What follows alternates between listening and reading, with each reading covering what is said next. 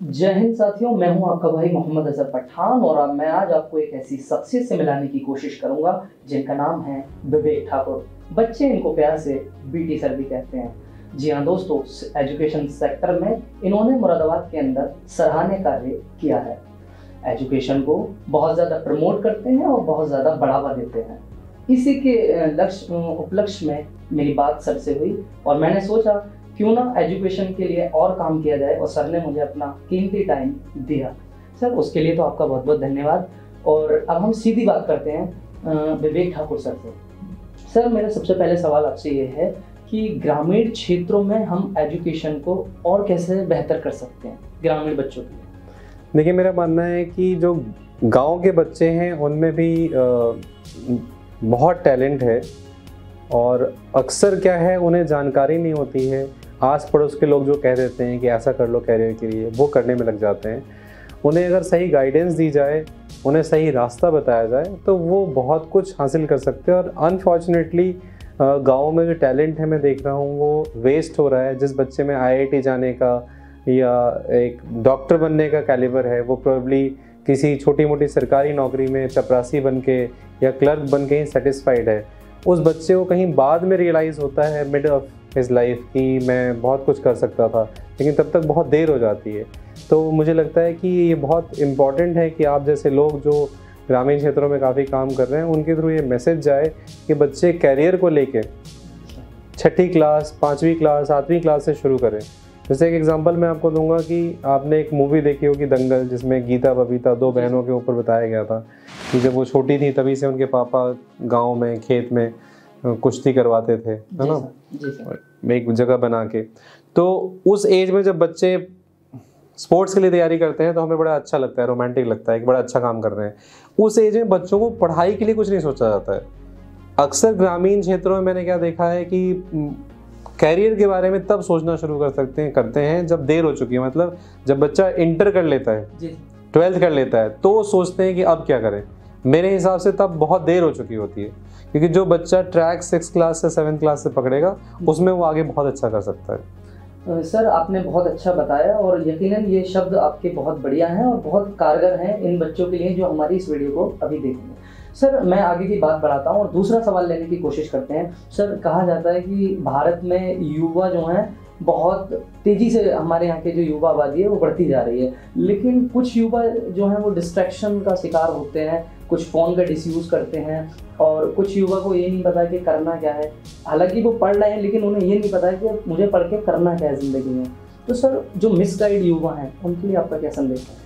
देखिए, मेरा मानना है कि बच्चे तो जो हैं वो कच्ची मिट्टी की तरह हैं। जैसे एक कुम्हार की चाक पे रखा हुआ है, आप उसको जो भी शेप दोगे, आप उसे घड़ा बनाना चाहोगे तो घड़ा बन जाएगा, आप उसे बोतल बनाना चाहोगे बोतल बन जाएगा। तो वो शेप देने का एज है। अनफॉर्चुनेटली क्या है, पेरेंट्स सोचते हैं कि हम बच्चे को टाइम नहीं दे पा रहे हैं तो हम उसे मोबाइल दे देते हैं। बच्चा खाना नहीं खा रहा है तो हम उसे मोबाइल पकड़ा देते हैं। तो वो शुरू हो जाता है 3 साल 4 साल की एज से कि हम बच्चों को समय देने की बजाय हम बच्चों को मोबाइल दे के हम अपनी जिम्मेदारी से पल्ला झाड़ ले रहे हैं। तो वहाँ से बच्चा अडिक्ट होते जा रहा है। दूसरा, एक बहुत कॉमन सी बात सुनने में आती है कि बच्चा कह रहा है कि मोबाइल पे पढ़ रहे हैं। देखिए, मोबाइल पे जो भी बच्चा पढ़ रहा है, सबसे बड़ी प्रॉब्लम क्या है कि इंटरनेट पे जो ऑथेंटिक इन्फॉर्मेशन है, जैसे मैं अक्सर बच्चों को कहता हूँ, मैथ्स का भी टीचर हूँ, कि मैं आपको जो चीज़ क्लास में पढ़ा रहा हूँ, अगर इस लेवल की ऑथेंटिक कंटेंट आपको यूट्यूब पे एक भी टीचर देता हुआ मिल जाए तो आप मुझे आगे बताना। क्योंकि जिन्होंने 20 साल 25 साल 30 साल की तपस्या चीज़ें पाई हैं वो यूट्यूब पे नहीं डालते हैं। और यूट्यूब पे अनफॉर्चुनेटली अगर इक्का दुक्का डाला भी हुआ है तो वो हज़ारों लाखों जो अनऑथेंटिक कंटेंट है, गलत कंटेंट है, मिसकंसेप्शंस डाले हुए हैं, उसमें से बच्चे के लिए फ़िल्टर करना बहुत मुश्किल है। यही वजह है कि आपने देखा होगा कि कोविड टाइम में और अदरवाइज़ भी गवर्नमेंट ने जो फेक न्यूज़ है उसको लेके पाबंदी लगाई, क्योंकि अखबार आप पढ़ते हो तो अखबार में क्या ऑथेंटिक न्यूज़ आता है, उसकी ऑथेंटिसिटी है। और व्हाट्सएप पे और फेसबुक पे तमाम अनऑथेंटिक न्यूज़ जो है चलती रहती है। जैसे वो जब नया नोट आया था, आपको याद होगा, तो चला था उसके बारे में कि भाई इसमें तो चिप लगा हुआ है, ज़मीन के 1 किलोमीटर नीचे भी होगा तो भी वो डिटेक्ट हो जाएगा। तो ये सब फेक न्यूज़ निकला बाद में। तो ऑथेंटिसिटी की बात है कि बच्चों के पास जो यूट्यूब के थ्रू ज्ञान जा रहा है उसमें से ज़्यादा अनऑथेंटिक है, जो बाद में बच्चे को रियलाइज़ होता है 10 साल 15 साल बाद कि हमने गलत पढ़ लिया। तो ये बहुत इंपॉर्टेंट है कि हम बच्चों को किताबों से, ऑथेंटिक सोर्सेज से, ऑथेंटिक गाइडेंस से जोड़ें और ये जो यूट्यूब वाली पढ़ाई है उसमें क्या है, पढ़ाई तो बहुत कम है, डिस्ट्रैक्शन ज़्यादा है। जैसे अभी रिसेंटली एक इंसिडेंट हुआ है, 6 महीने पहले की बात है, लखनऊ में 9th क्लास के एक बच्चे ने अपनी माँ का मर्डर कर दिया। जी सर। इतनी हैरत करने वाली घटना है, आप सोचिए, सिर्फ इस बात के लिए कि उन्होंने उससे उसका मोबाइल छीन लिया, क्योंकि वो एक मोबाइल गेम खेलने के लिए एडिक्ट हो गया था, पबजी जैसा गेम। जी सर। तो पूरी दुनिया की नज़र में तो वो बच्चा बहुत क्रूएल है, कितना ख़राब है। ख़राब उसे बनाया किसने? सोसाइटी ने बनाया, हमने बनाया। क्यों बनाया? आपने उसे इंटरनेट का एक्सेस दे दिया। आप इन जनरल देखिए, चैलेंज मैं देता हूँ, जो यूथ है हमारी आपकी एज के हैं, आप अपने आसपास देखिए, दिन में 8 घंटे 10 घंटे फालतू में मोबाइल में लगे हुए हैं। जब यूथ जो है, जो मतलब 30 की एज में है, 35 की एज में है, वो कंट्रोल नहीं कर पा रहे हैं अपने ऊपर कि हम लिमिटेड टाइम के लिए इंटरनेट यूज़ करें, मोबाइल यूज़ करें, तो आपको लगता है 8वीं 9वीं का बच्चा जो है उसको इतना सेल्फ कंट्रोल होगा कि वो 1 घंटे यूज़ करेगा, छोड़ देगा? हाँ बिल्कुल। तो ये इंपॉर्टेंट चीज़ है कि हमको डिस्ट्रैक्शन से रोकने के लिए हम उसको एक्सेस रोकें। और गीता में जैसा मैं अक्सर कहता हूँ, भगवान कृष्ण ने कहा है कि एक बहुत अच्छा श्लोक है कि ध्यायतो विषयान पुंसः संगस्तेषु उपजायते। तो कृष्ण भगवान हजारों साल पहले इस मोबाइल से जो होता उसको प्रेडिक्ट करके उसके बारे में बता के गए हैं कि किसी भी चीज़ का आप ध्यान करोगे तो उस विषय में आपको इंटरेस्ट क्रिएट होगा, फिर वो धीरे धीरे हावी होता जाएगा। तो मेरा मानना है कि जहाँ से वो शुरू हो रहा है वहीं पर रोकना चाहिए। देखिए सर ने और बताया, हमने 2 सवाल लिए, दोनों का सर ने बहुत लाजवाब उत्तर दिया है। तीसरे सवाल की ओर बढ़ते हैं। सर मेरे पास कुछ डेटा है, मैं प्रस्तुत करने की कोशिश करता हूँ, कुछ तथ्य मैं आपके सामने रखूंगा। देखिए भारत में जो है कुछ युवा ऐसे हैं जो पढ़ाई तो करते हैं लेकिन उसके साथ साथ पार्ट टाइम में जॉब करते हैं, कुछ काम करते हैं। सर एजुकेशन एक ऐसी चीज़ है कि आप जितना पढ़ोगे उतना ही आपके अंदर चेंजिंग आएगी, निखार आएगा, आपकी पर्सनैलिटी, आपका एटीट्यूड, आपका कैलिबर, सभी कुछ चेंज हो जाता है। सर आपका ऐसे बच्चों के लिए क्या मैसेज रहेगा जो पार्ट टाइम जॉब भी करते हैं प्लस उसके साथ प्रिपरेशन कर रहे हैं, आईआईटी की, नीट की और यूपीएससी की और भी गवर्नमेंट जॉब की, जो बेचारे 7 से 8 घंटे दे पाते हैं? नहीं, मैं थोड़ा सा इसमें डिसएग्री करूँगा। देखिए पार्ट टाइम जॉब वाले जो बच्चे हैं वो शायद दूसरे एग्ज़ाम जैसे बैंक पी वगैरह ही करते होंगे। जेईई नीट की प्रिपरेशन में मुझे आज तक कोई बच्चा नहीं मिला। और एक बहुत अच्छी बात मैं बताऊँ, हमारे जैसे इंस्टीट्यूशंस हैं, स्कॉलर्स जिन हैं, इस टाइप हमारा इंस्टीट्यूशन है, हमने तमाम ऐसे बच्चे जिनको फाइनेंशियल नीड्स की वजह से कभी ट्यूशन पढ़ा के अर्न करने की ज़रूरत पड़ रही है, हमने उनको पूरा सपोर्ट किया है। यहाँ पे ऐसे बच्चे भी निकले हैं जी। जैसे मैंने आपसे जिक्र किया था, इकरा बी करके एक बच्ची है जी, जो एक बहुत गरीब घर से थी, तो उसको रहने खाने तक का खर्चा हमने बेयर किया और एजुकेशन का कोई भी खर्च नहीं लिया। तो जो भी बच्चे ऐसे टैलेंटेड हैं उनको हम फुल सपोर्ट करते हैं। उन्हें अपना पूरा समय, पूरी एनर्जी अपने करियर को बनाने के लिए देना चाहिए। वो पार्ट टाइम जॉब जो है उन्हें अवॉइड करना चाहिए। जैसे रिसेंटली एक मूवी आई है 12th फेल, उसमें भी दिखाया गया है।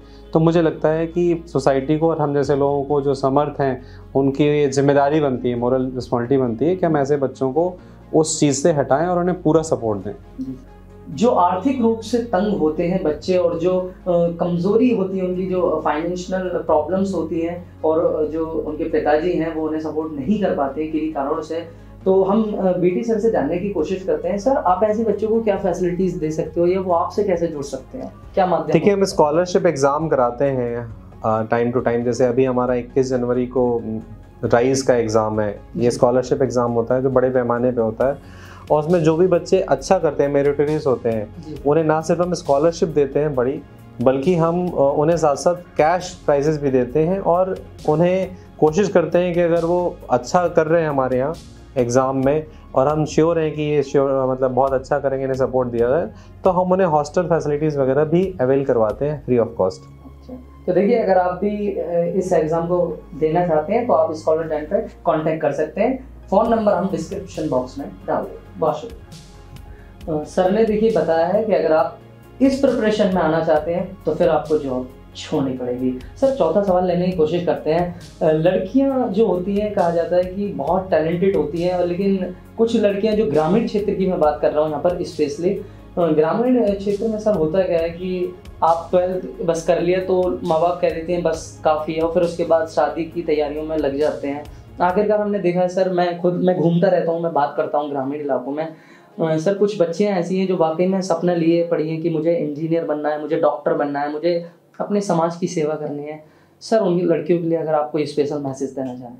देखिए, मैं ये कहूँगा कि आपको अपने समाज से लड़ना पड़ेगा, लेकिन अगर आप डिटर्मिन्ड हैं तो आप उन्हें कन्विंस कर सकते हैं कि कल्पना चावला जैसे केसेस हैं, तमाम ऐसे केसेस हैं जो आज, जैसे हमारे राष्ट्रपति हैं द्रौपदी मुर्मू जी, तो इस तरह के केसेस हैं कि ये जो एक सामाजिक बन गया है कि जो लड़का है वही घर की जिम्मेदारी लेगा। अब सोचिए, ऐसी कई लड़कियां हैं जिनके घर में जो लड़के थे उनको कोई नहीं जानता है, आज उन्हें पूरा देश पूरी दुनिया जान रही है। तो हो सकता है आप अपने परिवार के लिए ना सिर्फ ब्रेड विनर हो, मतलब कि आप अपने परिवार की रोजी रोटी नहीं चला रहे हैं, बल्कि आपने अपने परिवार का नाम भी किया है और उसको पहचान भी दिलाई है। तो मुझे लगता है आपको कॉम्प्रोमाइज़ नहीं करना चाहिए कहीं भी, और अपने सपनों को पूरा करने तक आपको लड़ना चाहिए। ज़िंदगी एक लड़ाई है, सतत संघर्ष है, इसमें पीछे मत हटिए और रुकिए भी नहीं। सर, मैं 5वां सवाल आपसे लेने की कोशिश करता हूँ और फिर हम स्टडी पे आ गए हैं दोबारा।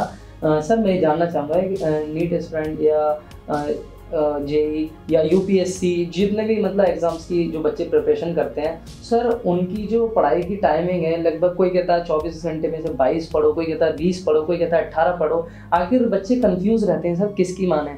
आप बहुत मतलब काफ़ी समझदार हो और आपने काफ़ी एग्ज़ाम क्वालिफाई भी किए हैं और आप बहुत ऊंचे लेवल पर हो। सर, आप अपना एक्सपीरियंस शेयर करना चाहेंगे? देखिए, ये जितने भी बातें आप कह रहे हैं, जो भी कहते हैं 18 घंटे, 20 घंटे, 22 घंटे, मुझे लगता है ये सब बेकार की बातें हैं। मैं जानता हूँ, क्योंकि देखिए ये तो पॉसिबल ही नहीं है। 8 घंटे आपको सोना है और 2-4 घंटे आपको बाकी चीज़ों के लिए भी चाहिए। मुझे लगता है कोई बच्चा अगर कंसिस्टेंटली सही डायरेक्शन में अगर 6 घंटे 7 घंटे भी कंसिस्टेंट बेसिस पे एफर्ट डाल रहा है, तो वो इनमें से किसी भी एग्ज़ाम को अच्छी रैंक के साथ क्रैक कर सकता है। और हमने करके दिखाया है लगातार। इस साल भी हमारे यहाँ से पूरे देश में जेई जैसे एग्ज़ाम में, आईआईटी जैसे एग्ज़ाम में एससी कैटेगरी में 1st रैंक और जनरल में 22nd रैंक आई है। 500 के अंदर 5 रैंक्स आई हैं। वैसी जगह से जहाँ पे कुछ भी रैंक्स नहीं आती थी, कोई सिलेक्शन नहीं होता था, इक्का दुक्का बच्चे आईआईटी में जाते थे। आज साल के 35-40 बच्चे आईआईटी में जा रहे हैं। तो वो फॉर्मूला हमें पता है कि आपका डायरेक्शन सही होना चाहिए, एफर्ट्स जो हैं वो सिंक में होने चाहिए। तो 6 घंटे 7 घंटे की पढ़ाई से भी आप आराम से कर सकते हैं, बशर्ते कंसिस्टेंट एफर्ट है। ज़्यादातर बच्चों के साथ दिक्कत क्या है, बचपन से पढ़ाई का एक ठर्रा उनके दिमाग में डाल दिया गया है कि जब एग्ज़ाम आ जाए तो पढ़ना शुरू करो। तो जब एग्ज़ाम आ जाता है तो बच्चे 10 घंटे 15 घंटे पढ़ते हैं और उसके बाद ऐसे 10 महीने होते हैं जिसमें 1 घंटे भी नहीं पढ़ते। तो यहाँ पे प्रॉब्लम है। इसको पेरेंट्स को बिल्कुल बचपन से करेक्ट करना चाहिए कि आप 1 घंटे ही सही, एक नियम बनाइए कि बच्चा आपका डेली 1 घंटे या 2 घंटे कंसिस्टेंटली एफर्ट दे। सर, मैं यहाँ पे एक तथ्य साझा करना चाहूँगा। अभी आपने बात करी दी है तो मैं भी इस पर एक अपनी टिप्पणी करना चाहूँगा। सर, अभी रिसेंटली यूपी में पुलिस की वैकेंसी बहुत ज़्यादा निकली है, तो अभी हम देख रहे हैं कि लाइब्रेरीज जो है वो भरी पड़ी हैं और बच्चे एकदम आ रहे कि मुझे सिलेक्शन लेना है। सर, क्या आपको लगता है कि 5-6 महीने की तैयारी में ये सिलेक्शन? देखिए, ये प्रॉब्लम है और इसी वजह से आपने देखा है कि रिसेंट पास्ट में बहुत सुसाइड्स के केसेस आते हैं, ठीक है, हताशा आती है, क्योंकि ये एक अप्रोच ही गलत है। इसमें क्या होता है, एक तो क्या आपने टाइम बहुत शॉर्ट लिया, कंसिस्टेंट एफर्ट की आपको हैबिट नहीं है, आप चाहते हैं रिजल्ट आ जाए, रिजल्ट आ नहीं पाता है, फिर फ्रस्ट्रेशन होती है, निराशा होती है और फिर ये सोच लेते हैं कि एंड ऑफ द वर्ल्ड है। तो ये दोनों चीज़ें उससे जुड़ी हुई हैं। मुझे लगता है लाइफ का एक लॉन्ग टर्म व्यू लेना चाहिए। कॉम्पिटिशन्स और उसकी सक्सेस का एक बहुत छोटा पार्ट है। बहुत से लोग हैं जो लाइफ में 10 बार फेल हुए हैं, लेकिन एक उनका जो सक्सेस था वो डिफाइनिंग सक्सेस था। तो मुझे लगता है लॉन्ग टर्म अप्रोच और कंसिस्टेंट अप्रोच लेना चाहिए सक्सेसफुल होने के लिए। सर, एक मिथ और है हमारे समाज में, मैं इस पे भी आपसे चर्चा करना चाहूँगा। सर, बहुत से लोग ये कहते हैं कि और बहुत से स्टूडेंट्स के माइंड में ऐसा बैठा दिया जाता है कि अगर गवर्नमेंट जॉब नहीं मिली तो आपकी ज़िंदगी बर्बाद है, आप कुछ नहीं कर सकते, समाज में आपकी कोई रेस्पेक्ट नहीं होगी, क्योंकि कुछ प्रिपरेशन करते हैं अनफॉर्चुनेट नहीं हो पाता है। तो आप ऐसे बच्चों को क्या मैसेज देना चाहेंगे कि एक गवर्नमेंट जॉब ही सब कुछ है या जिंदगी आगे? मेरे पास तो कोई गवर्नमेंट जॉब नहीं है, ठीक है, और मुझे लगता है कि मुरादाबाद में मुझे बहुत प्रतिष्ठा, सम्मान, सब कुछ मिला है, ठीक है, बहुत प्यार मिला है पेरेंट्स का और सभी बच्चों का। और अच्छी बात यह है कि हर साल यहाँ से हम ना सिर्फ 100-200 बच्चों को बहुत अच्छी जगह भेज पा रहे हैं जो देश दुनिया में अपना नाम कर रहे हैं, बल्कि अभी हमारे यहाँ तकरीबन 125 स्टाफ जो हैं वो काम भी कर रहे हैं। तो मुझे लगता है एक बहुत संकीर्ण सोच है। वो एक ज़माना था, शायद हमारे ग्रामीण परिवेश में काफ़ी लोग हैं जिनको अभी भी उस ज़माने में ज़िंदा रखा जा रहा है, जो ज़माना अब एग्जिस्ट नहीं करता है। आज के समय में तमाम अपॉर्चुनिटीज़ हैं, एंटरप्रेन्योरशिप में बहुत सारे ऑप्शंस हैं और गवर्नमेंट जॉब वाली बात जो है वो ख़त्म हो चुकी है। मुझे लगता है उससे उस पूरी पीढ़ी को बाहर निकालने की ज़रूरत है। जी सर। सर, मैं भी यहाँ पर एक बात कहना चाहूँगा, ये आपने बहुत अच्छी बात की है सर। अगर आपको गवर्नमेंट जॉब नहीं मिलती है तो आप एक अच्छे भारतीय नागरिक बन सकते हैं, आप एक समझदार इंसान बन सकते हैं। तो एजुकेशन तो सर कभी खराब जाती ही नहीं है, ये पहले के लोग भी कहते हैं। लेकिन ये कुछ जो तथाकथित लोग होते हैं जिनको पढ़ाई के बारे में इतना पता नहीं होता, वही कहते हैं कि पढ़ाई बेस्ड है। देखिए उसमें मैं यही कहूँगा कि जो एक सोच है उसको बदलने की जरूरत है। एजुकेशन एक मेंस नहीं है, ये कोई माध्यम नहीं है जिससे आप जॉब हासिल कर रहे हैं। एजुकेशन अपने आप में एक गोल है। आप जब एजुकेटेड हो जाते हैं तो आपको किसी नौकरी की किसी चीज़ की ज़रूरत नहीं डिफाइन करने के लिए, हाँ आपने अचीव कर लिया। आप खुद ही अपने रास्ते बना लेंगे, आप खुद ही नए जो है कीर्तिमान स्थापित कर लेंगे, नए पैरामीटर्स आप इस्टेब्लिश कर लेंगे, आप रोल मॉडल हो जाएंगे लोगों के लिए। लोग नौकरी करने के बजाय आप बनना चाहेंगे। तो मुझे लगता है एजुकेशन को एक माध्यम के बजाय एक गोल, एक टारगेट की तरह लेना चाहिए।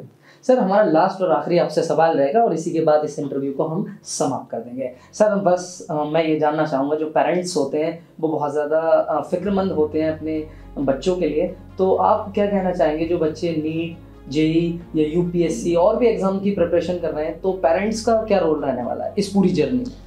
देखिए पेरेंट्स का रोल बहुत महत्वपूर्ण है। अनफॉर्चुनेटली जो शिक्षा का कमर्शलाइजेशन हुआ है उसमें पेरेंट्स को इम्प्रेशन देने की कोशिश की जाती है कि हमारे पास एक जादू की छड़ी है, आप बस हमारे यहाँ के फीस भरिए, आप फीस भर देते हैं, उसके बाद अपने दायित्व से जो है मुक्त हो जाएंगे और हम सिलेक्शन करा देंगे। ये एक बहुत डेंजरस सिचुएशन है जिधर कमर्शलाइजेशन लेके जा रहा है एजुकेशन को। मुझे लगता है पेरेंट्स जहाँ एक्टिवली इन्वॉल्व है बच्चे के साथ, उसकी दिनचर्या के साथ, उसको क्लोजली मॉनिटर कर रहे हैं, उसके साथ कदम से कदम मिलाकर उसकी लड़ाई में खड़े हैं, उसके पीछे हर समय खड़े हैं इस बात को लेके कि तुम अपनी लड़ाई जो है उसको लड़ो, आउटकम जो भी हो हम तुम्हारे साथ हैं। तो मुझे लगता है ये पेरेंट का बहुत बड़ा रोल है और यहाँ पे रहना चाहिए। इसकी बजाय कि पेरेंट्स बच्चों को रिजल्ट या मार्क्स देने वाली मशीन समझें या अपने सपने उन पे थोपें, उसकी बजाय मुझे लगता है पेरेंट्स को ये रखना चाहिए एटीट्यूड कि उन्हें या उनके बच्चे को कभी रिग्रेट ना हो जो उन्हें अभी लगता है कि शायद उन्हें कभी अपॉर्चुनिटी मिली होती, उन्हें ऐसा मिला होता तो वो ये कर लेते। ये बात उनके अगली जनरेशन के साथ ना हो, इतना काफ़ी है। सुकून से मरने के लिए, ज़िंदगी में प्राइड फील करने के लिए इतना काफ़ी है कि हमारे बच्चे को या हमें कभी ऐसा फील ना हो कि उसे जो गाइडेंस मिल सकता था, जो अपॉर्चुनिटीज मिल सकती थी, उसमें कोई कमी रह गई। बस ये इंश्योर करना जरूरी है। तो देखिए हमने सारी पूरी जानकारी आपको जो एक स्टूडेंट की लाइफ की होती है वो हमने बीटी सर का जो एक्सपीरियंस है वो आपके साथ साझा किया। और मैं उम्मीद करता हूँ कि इंटरव्यू आपको जो स्टूडेंट्स मेरी वीडियो को देखते हैं, जो मेरे इंटरव्यूज देखते हैं, वो बहुत ज़्यादा प्रभावित होंगे सर की बातों से। और सर ने खुद इतने एग्ज़ाम क्वालिफाई किए हैं और सर अभी बहुत बड़ी संस्था चला रहे हैं और बच्चों की मदद करते हैं और बच्चों को हर सपोर्ट देने के लिए बिल्कुल तैयार हैं। और सर जो है इनकी संस्था जो है उसका नाम स्कॉलर्स डैन है। सर आपका बहुत बहुत शुक्रिया, आपने हमें अपना टाइम दिया, आपने हमसे बात की, आपने अपने विचार रखे स्टूडेंट्स के लिए, उसके लिए धन्यवाद सर। थैंक यू अजहर साहब, अच्छा लगा मुझे बात करके। Thank you and all the best. बस 2 मिनट आप हमारे जो व्यूअर्स देख रहे हैं उनके लिए क्या कहना चाहेंगे? मैं ये कहना चाहूँगा कि जो बातें आपने सुनी हैं उसको कोशिश कीजिए कि लाइफ में इम्प्लीमेंट करें, क्योंकि अनफॉर्चुनेटली मोटिवेशन बहुत सारा पड़ा है इंटरनेट पे, लोग देखते हैं उसे बंद कर देते हैं, उसे इम्प्लीमेंट नहीं करते। इम्प्लीमेंट करेंगे तब लाइफ में आपको कामयाबी मिलेगी। बहुत बहुत शुक्रिया सर।